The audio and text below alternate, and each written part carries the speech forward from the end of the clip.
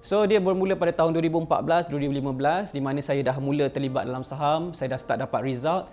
Tapi satu tabiat saya adalah saya suka screenshot profit saya di phone saya tu dan saya suka post dekat Facebook personal saya. Okay, kalau saya ada profit ke saya akan post, atau saya buat kajian saham saya akan share kajian saham saya dekat Facebook saya. Dan kawan-kawan rapat saya dekat tempat kerja bertanya kepada saya, okay, macam mana nak terlibat dalam saham. Mereka minta saya tolong ajarkan mereka. Mula-mula saya memang tak nak ajar kawan-kawan saya sebab saya spend a lot of money untuk belajar. Saya spend masa tu RM1,900 untuk belajar saham dan tiba-tiba kawan saya minta ajar free. Okay? Saya rasa saya tak nak ajar basically. Tetapi ada kawan rapat saya kat tempat kerja di mana dekat tempat kerja ni saya adalah seorang yang introvert. Basically saya tak ada ramai rakan kat tempat kerja, tetapi saya ada satu atau dua orang kawan yang sangat rapat di mana dia akan, kalau waktu lunch kita akan makan sama-sama, kalau ada buat kerja sama-sama kita akan buat sama-sama. This is very close friend dekat tempat kerja lah. Jadi mereka yang minta saya ajarkan saham dan saya pun kata okey, saya ajar saham. Lepas waktu kerja pukul 5.30 petang saya akan stay dan ajar kawan-kawan saya. Dan kemudian malam kita duduk kat kedai mamak, kata nak stay 1 jam je belajar saham tapi balik sampai 3 jam duduk kat sana. Okay, dan belajar saham, okay, mengajar saham kawan-kawan saya. Just share, sebenarnya masa tu just share kawan-kawan saya. Tetapi saya notice lepas saya share apa yang saya tahu tentang saham, dan lepas beberapa ketika kawan-kawan saya tunjukkan result mereka dalam saham. Dia cakap, Nizam, hari ni aku berjaya buat profit RM300. Nizam, hari ni aku berjaya buat profit RM600. Ada kawan saya seorang Chinese, dia kata, Nizam, thank you lah sebab you ajak I saham. Hari ni I buat profit RM1,200. Dan saya tanya dia, susah tak saham? Kawan saya ni kan, susah ke saham? Tahniah lah berjaya buat profit. Susah tak saham? Dia kata, dia jawab pada saya, tak susah saham. Very simple, sap-sap sui, dia cakap. Sangat senang lah maksudnya. Dan dia kata because of saya ajar, dia nampak benda tu senang. Okay, sebelum ni dia rasa pelaburan saham susah, tapi selepas saya tunjukkan step by step apa yang saya buat, dia boleh buat, dapat result dan dia rasa senang.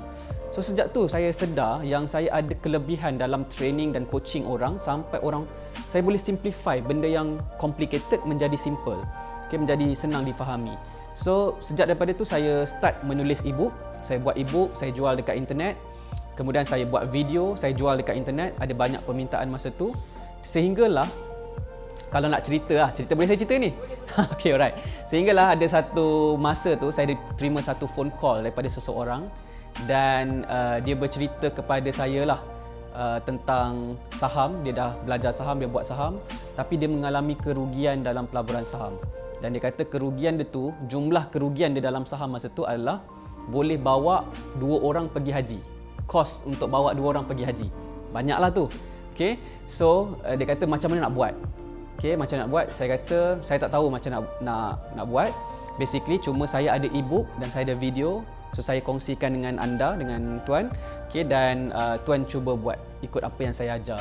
Okay, so itu je setakat perbualan tu, dan kemudian saya share dengan dia ebook dan video saya.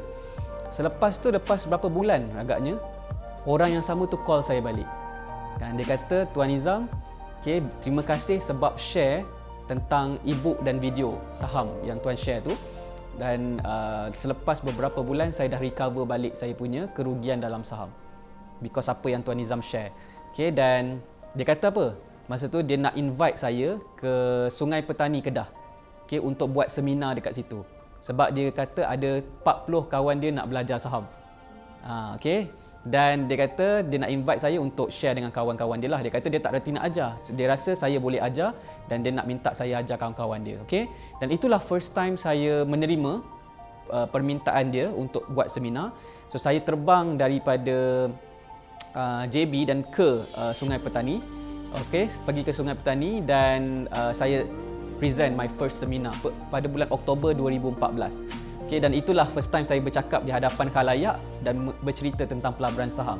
Okay, dan selepas daripada program tersebut, saya mula menerima lebih banyak feedback. Student-student yang hadir tu berjaya buat profit. Seorang demi seorang tunjukkan result profit, dan saya nampak apa yang saya share ni sebenarnya bermanfaat, boleh bantu orang buat duit dalam pelaburan saham. Sejak daripada tu, saya fikir saya boleh memberi manfaat kepada lebih ramai orang bila saya buat training dan coaching berkaitan dengan pelaburan saham. Dan saya rasa seronok sebenarnya bila tengok orang boleh buat profit dalam saham.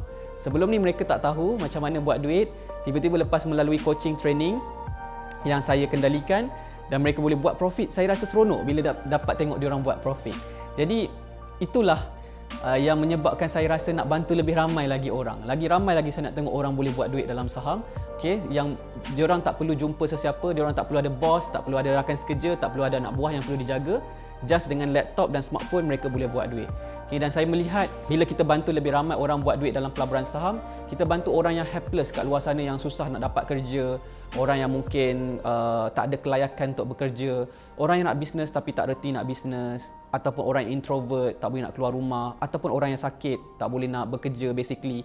So mereka boleh juga menjana pendapatan melalui pelaburan saham di Bursa Malaysia. So itulah sebab kenapa saya nak bantu lebih ramai lagi orang untuk terlibat dalam pelaburan saham di Bursa Malaysia.